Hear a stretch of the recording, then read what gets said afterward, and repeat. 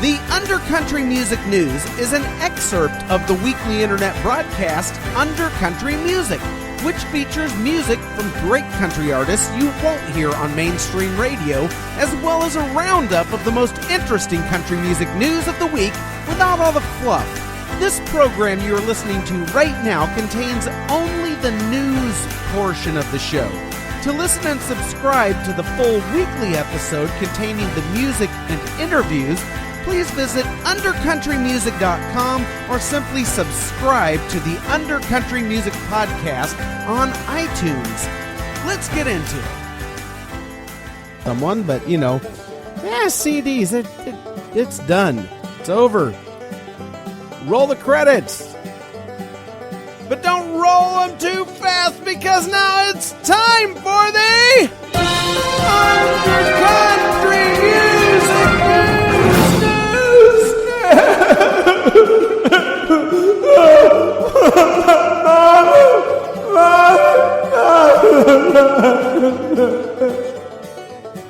The Undercountry Music News. It's a zinger of an episode this week because, well, first let me explain what the Undercountry Music News is. We go on to Google each and every week and we type in the search term country music news, and whatever websites show up on the front page of Google, I dig into them, I investigate, I put on my schnooky hat, and I take my camera, and I snoop, and I poke, and I prod, and I get you the facts, and I bring them to ya. I dig past the fluff and the garbage and the obfuscation to find the one or two actual country music news stories from each and every website, and I compile them into this report called the Undercountry Music News. Alright? I'm Newsy Neil Smith here. Oh, and there is one other thing. If I go onto a website purporting to have country music news, and they have no country music news, I award one unlucky website each and every week with the dreaded Undercountry Music News Wet Belch of the Week. You do not want to get the Undercountry Music News Wet Belch of the Week? Are you ready? Let's go! Okay, I am not doing the whole news in that voice. Yeah, okay. Anyway, over at CMT, they have an exclusive advanced streaming of half of Miranda Lambert's upcoming album entitled Platinum. Get on over there and hear it for yourself. Hear it for your damn self. Also, singer-actor Herb Jeffries has died in California. He starred in Western movies aimed at black audiences.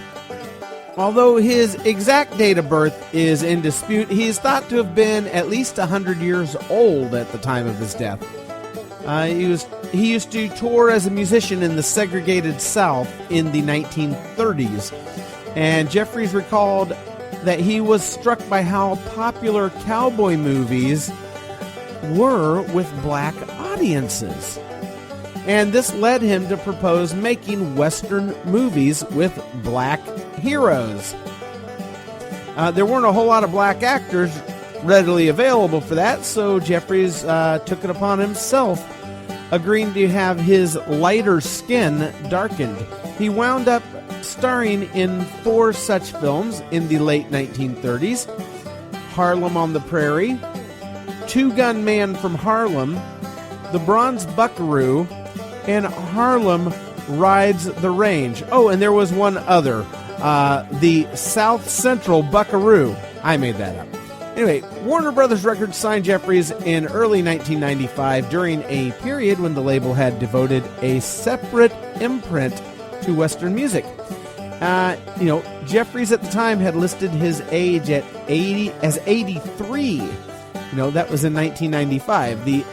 It was a collection of new and classic cowboy tunes called The Bronze Buckaroo Rides Again. Anyway, rest in peace, Mr. Jeffries. Herb Jeffries, dead at age 100 and blah, blah, blah. Over at Country Weekly, Zac Brown Band's Southern Ground Music and Food Festival, Charleston, North Carolina's lineup has been announced, with Government Mule, Blues Traveler, Big Head Todd and the Monsters, and the Wailers. You know Bob Marley and the Wailers? Yeah, the Wailers. Members of Zac Brown Band will have some of their own solo sets, including Coy Bowles and the Fellowship, John Hopkins and the Brighter Shade, and Clay Cook. Each night will conclude with Zac Brown Band sets, which also include performances from other artists on the bill. They all come and join Zac Brown, and they just have a big ol' hoedown now, don't they? All right, over at Taste of Country. The only story they have there is that Brad Paisley has joined Instagram. Really? That's almost worthy of the Undercountry Music News Wet Belch of the Week. But I'm not ready to pull the gastro trigger just yet. Over at GAC, Jason Aldean is now the official spokes country guy for Firestone Tires. And Leanne Womack will release her new album, The Way I'm Livin', on September 23rd. And Dolly Parton's new album, Blue Smoke, has debuted at number 2 on the country charts and number 6 on the overall charts, making this album her highest charting debut in her entire musical history. What do you think about that? Yeah, go Dolly. Go Dolly, go Dolly, go, go, go. NashvilleGab.com. What do we got over there? Why, we have the Undercountry Music News Wet Belch of the Week now, don't we? Because they got nothing! They got nothing! They got hoopka, they got poopka, they got baboopka, zip, zero, zilcha, naughty, doo-dah, dangly, zip. Over at theboot.com.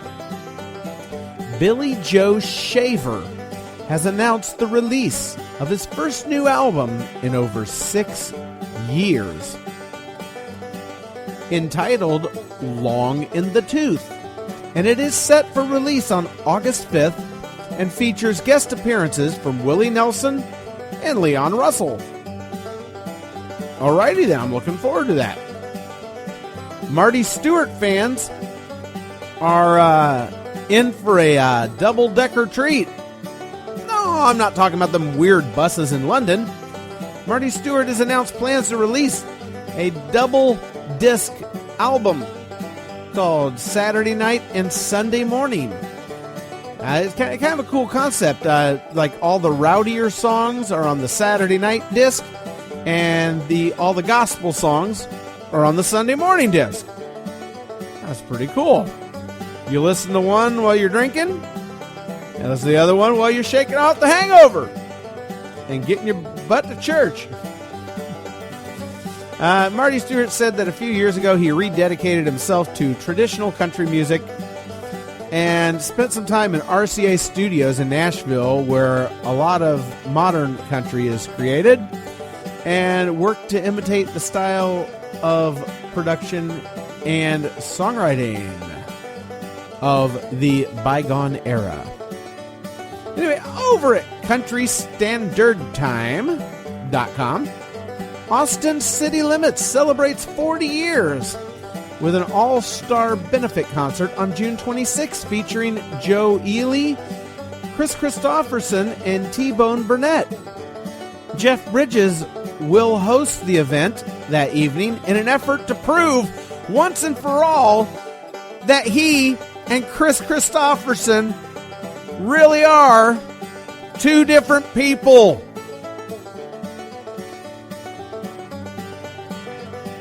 Over at the 615. It's not .com. It's actually a subfolder division of Billboard.com, which I don't know how to get to from Billboard.com.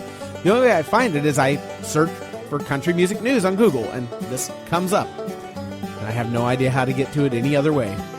But anyway, at the 615, Big Machine Records is looking to sign country stars like Faith Hill, Garth Brooks, and Shania Twain to its new label, Nash Icons. Now, it doesn't say they have signed these stars. It says it's looking to sign these stars. Well, you know what? I'm looking to sign Frank Sinatra and Elvis Presley to mine. Might be a little tough to get their signatures, but I just got a new shovel. Anyway, the ink barely dried on the deal between Cumulus Media and Big Machine Label Group, creating this new country music record label, Nash Icons, and a live events business. And here comes the fun part. Big Machine President, CEO, Scott Borchetta, he's searching for the big stars to sign up, and Garth Brooks, Faith Hill, Alan Jackson, and Shania Twain are all in his sights. You know, Cumulus CEO Lou Dickey is quoted as saying that he would look for Scott to make an announcement in the next 30 days. All right. Now, the biggest fallout of this new project, the shakeup of the static world of country radio. The Nash Icons format is going to reach a demographic that's been underserved. You know, they say it's not just the 35 to 54-year-olds that don't like the current hits on the radio. Of course, I fit in that demographic, said Mr. Dickey. A lot of people, like me, just miss the big country artists of the last couple decades who were making country that sounded more like country. And they're still recording and touring, but not getting enough exposure.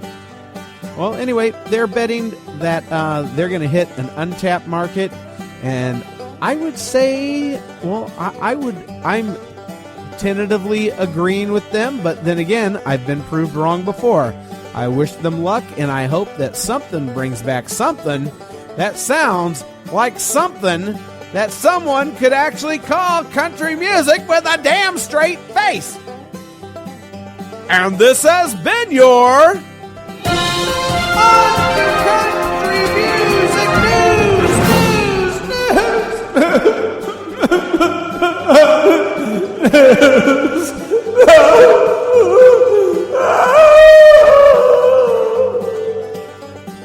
And that was a pretty nifty episode of the Under Country Music News now, wasn't it? Here on episode 120 of Under Country Music. Thank you for listening to the Under Country Music News. The Under Country Music News is just a small excerpt of the weekly hour-long internet broadcast Under Country Music, where I, Neil Smith, not only round up the week in country music news and put my own spin on it, but I also play music and have great interviews by lesser-known original country acts, the kind that you won't hear on mainstream country radio. If you're thirsting for that, get on over to undercountrymusic.com, where you can listen and subscribe. You can also subscribe via iTunes to Under Country Music. Thanks so much. Stay under, stay country.